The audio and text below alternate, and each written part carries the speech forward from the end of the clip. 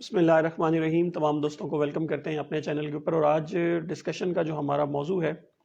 آج ہم اس فیس بک لائیو کے اندر ڈسکس کریں گے کہ جیسا کہ آپ جانتے ہیں کہ فائنانس سپلیمنٹری بل 2021 جو ہے وہ اسمبلی میں پیش ہوا، اور اس میں اسمبلی میں پیش ہونے کے بعد اس کو جو ہے وہ سینٹ کی جو اسٹینڈنگ کمیٹی فار فائنانس ہے اس کو فارورڈ کیا گیا تھا، تاکہ وہ جو سینٹ کی اسٹینڈنگ کمیٹی ہے اور سینٹ جو ہے اس کے اوپر اپنی ریکمنڈیشنز دے. اگر اس میں کوئی وہ چینجز یا امپروومنٹ کرنا چاہتی ہے ان لاز کے اندر، تو وہ بیسیکلی جو ہے وہ ریکمنڈیشنز جو ہے انہوں نے مانگی تھیں. اس کے اوپر پھر جو سینیٹر طلحہ محمود ہیں، انہوں نے اس اسٹینڈنگ کمیٹی کو چیئر کرتے ہیں، انہوں نے وہ میٹنگ کال کی اور جتنے بھی اس کمیٹی کے ممبرز ہیں ان تمام سینیٹر سے انہوں نے ریکمنڈیشنز لیں. جتنی بھی امینڈمنٹس لائی گئی تھی انکم ٹیکس آرڈیننس کے اندر، سیلز ٹیکس کے اندر، کسٹمز کے اندر اور ایکسائز اور جتنے بھی لاز تھے، اس پہ انہوں نے ان کی ریکمنڈیشنز لی تھی. آج ہم اسپیسیفکلی جو ڈسکس کریں گے وہ انکم ٹیکس کو اور سیلز ٹیکس کے اندر جو اسٹینڈنگ کمیٹی ہے سینٹ کی، انہوں نے جو ریکمنڈیشنز کی ہیں آج ہم ان کو ڈسکس کریں گے. سب سے پہلے اگر ہم بات کریں، جیسا کہ آپ کو پتہ ہے کہ یہ جو لاسٹ سپلیمنٹری بل آیا، اس کے اوپر بہت سی چیزوں کے اوپر جو ہے وہ سیلز ٹیکس لاگو کیا گیا. بہت سی جو چیزیں شیڈیول 8 کے اندر تھی ان کے اوپر، کھانے پینے کی اشیاء کے اوپر سیلز ٹیکس کی جو شرح ہے اس کو بڑھا کے 17% کر دیا گیا تھا، اور بہت سی ایسی چیزیں جن کے اوپر سیلز ٹیکس لاگو نہیں ہو رہا تھا ان کے اوپر جو ہے وہ سیلز ٹیکس کو لاگو کر دیا گیا تھا.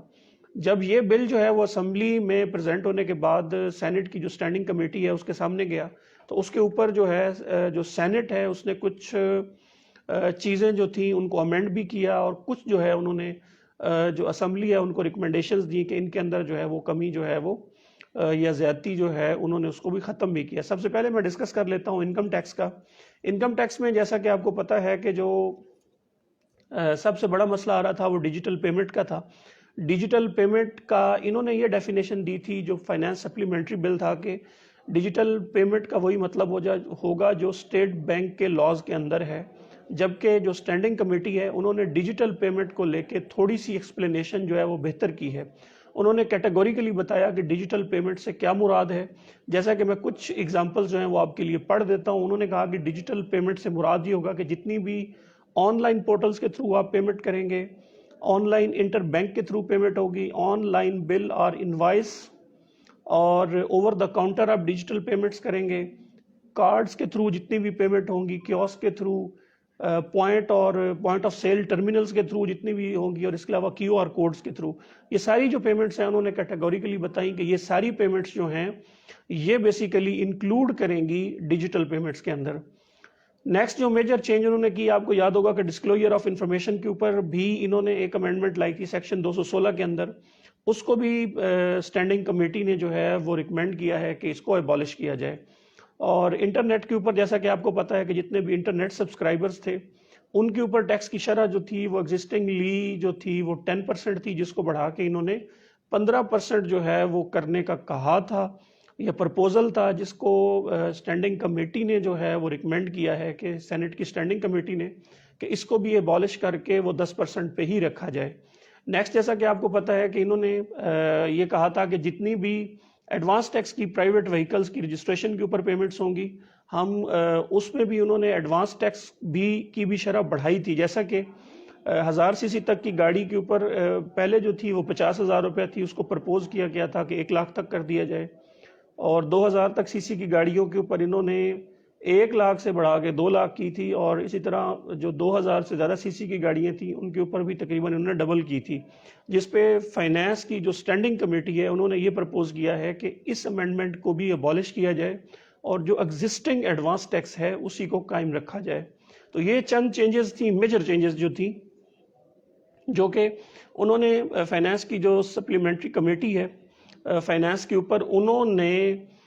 جو ہے وہ ریکمینڈ کیا ہے کہ ان تمام جو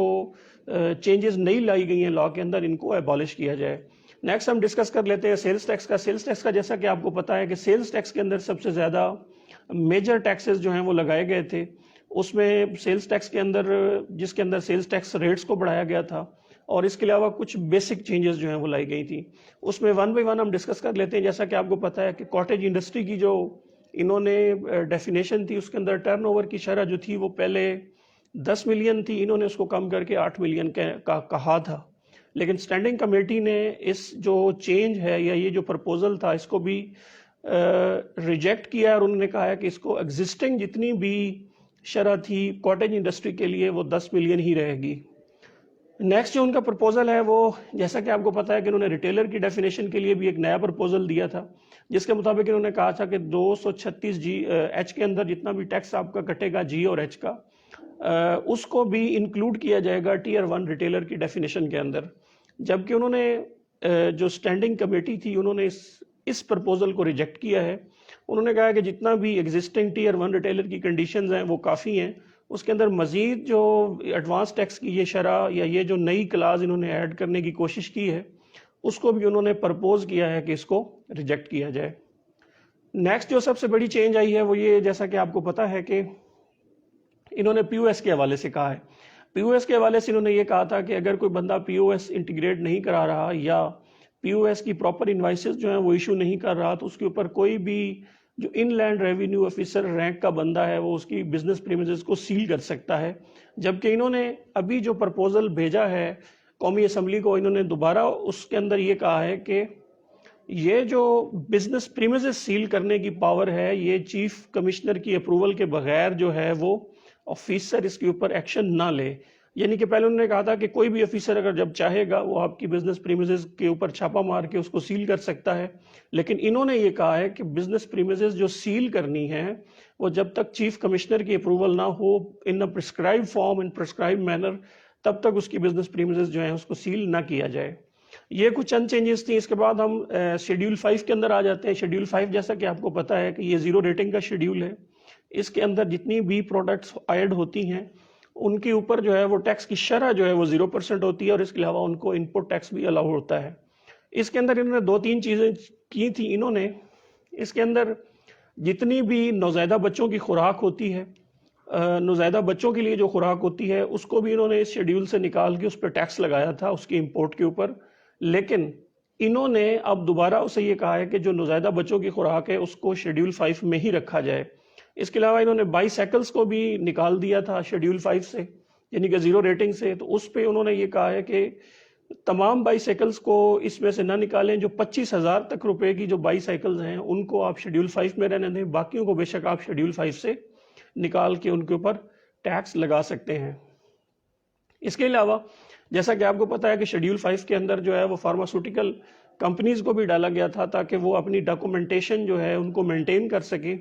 اس پہ ان کے لیے یہ تھا کہ جب بھی کوئی امپورٹ کلیئرنس کریں گی تو وہاں پہ وہ جتنی کنسائنمنٹ کی کیش ہوگی اتنا ایکول جو ہے وہ کیش جمع کروائیں گی۔ تو انہوں نے کہا کیش کے علاوہ باقی چیک یا کسی قسم کی بینک گارنٹی بھی وہاں پہ رکھوائی جا سکتی ہے۔ سو یہ 3-4 ریکمنڈیشنز ہیں شیڈیول 5 کے لیے جو کہ زیرو ریٹنگ کا شیڈیول ہے۔ نیکسٹ ہم دیکھ لیتے ہیں 6 شیڈیول۔ اب 6 شیڈیول کے اندر جیسا کہ آپ کو پتا ہے کہ ایسی تمام پروڈکٹس ہوتی ہیں جن کے اوپر ٹیکس جو ہے وہ ایگزیمپٹ ہوتا ہے۔ ٹیبل 1 کے اندر امپورٹ اور سپلائی، اور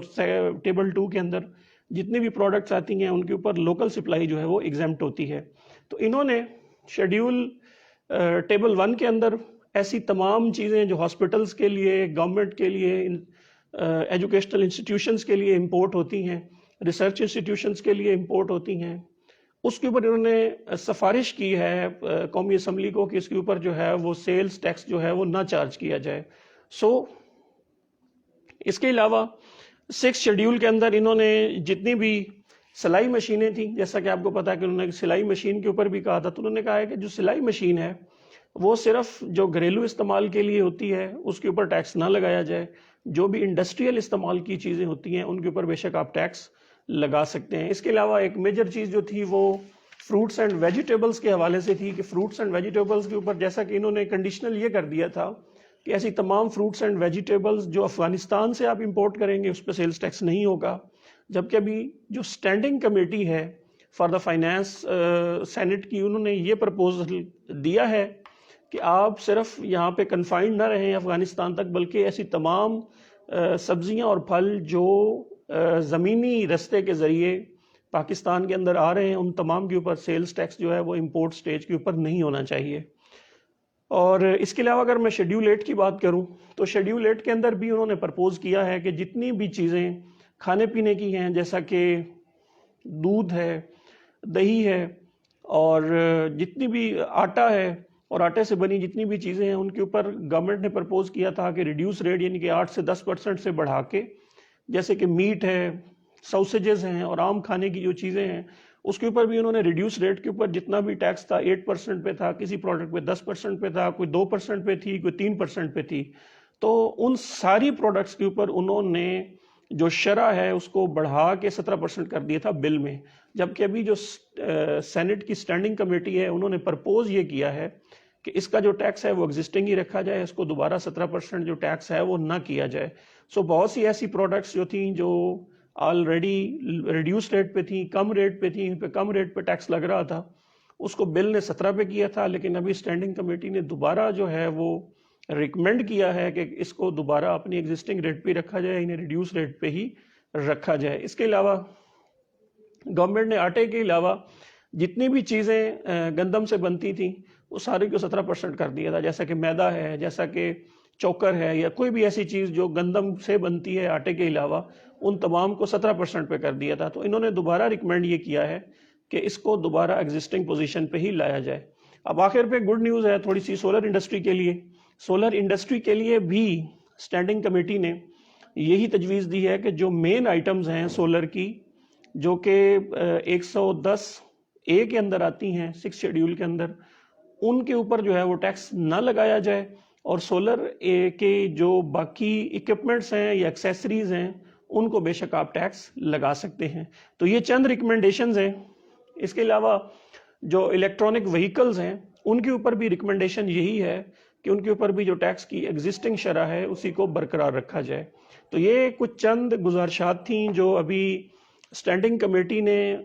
ایک باقاعدہ ایک ریٹن ڈاکومنٹ کے تھرو قومی اسمبلی کو بھجوائی ہیں, جس کے تحت یہ ہے کہ قومی اسمبلی جو ہے وہ اب فائنل ڈیسیژن لے گی, اور ایک فائنل جو ہے, چونکہ ابھی تک یہ بل ہے سپلیمنٹری, اس کے اوپر ابھی یہ جو ہے وہ آرڈیننس نہیں بنا. تو امید ہے کہ اگلے کچھ سیشنز کے اندر اسمبلی میں یہ جو بل ہے یہ منظور ہو کے ایک باقاعدہ آرڈیننس کی شکل جو ہے وہ اختیار کر لے گا. لیکن یہ جو چند میجر چینجز تھیں جو انکم اور سیلز ٹیکس کی, وہ میں نے ابھی آپ کے گوش گزار کی ہیں. امید کرتا ہوں آپ کی انفارمیشن میں اس سے اضافہ ہوا ہوگا. آپ کا کوئی سوال ہے تو ہمیں آپ کمنٹ میں لکھ سکتے ہیں, اور انشاءاللہ ہم آپ کو اپنے اسی چینل سے یا اپنے یوٹیوب لائیو کے تھرو ہی, جیسے ہی یہ بل پاس ہو جاتا ہے, ایک آرڈیننس کی شکل اختیار کرتا ہے, لاز کے اندر انکارپوریٹ ہو جاتا ہے, تو انشاءاللہ پھر ہم اس کے اوپر جو اپڈیٹڈ سچویشن ہوگی اس سے آپ کو آگاہ کرتے رہیں گے. آپ کا اور آپ کے وقت کا بہت بہت شکریہ.